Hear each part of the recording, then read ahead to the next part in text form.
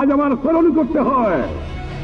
30 লক্ষ লোককে হত্যা করেছে, 1 কোটি লোক দেশ ত্যাগ করেছে, 2 কোটি ঘরবাড়ি জ্বালিয়ে দিয়েছে, রাস্তাঘাট সরকার করে ভেঙে দিয়েছে, নৌকা জাহাজ ডুবিয়ে দিয়েছে, বৈদেশিক মুদ্রা চুরি করে নিয়ে গেছে, কারেন্সি নোট জ্বালিয়ে দিয়েছে, গুদামে খাবার নাই,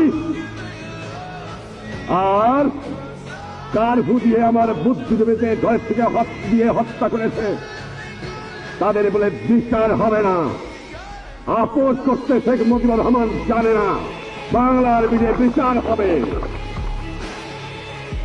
বাংলার মাটিতে যুদ্ধ অপরাধীর বিচার হবে। আমার মানুষ রক্ত দিয়ে স্বাধীনতা এনেছে, রক্ত দিয়ে স্বাধীনতাকে রক্ষা করবে। স্বাধীনতার বিরোধিতাকারীদের মধ্যে এখন পর্যন্ত ফাঁসি কার্যকর হয়েছে 5 যুদ্ধাপরাধীর।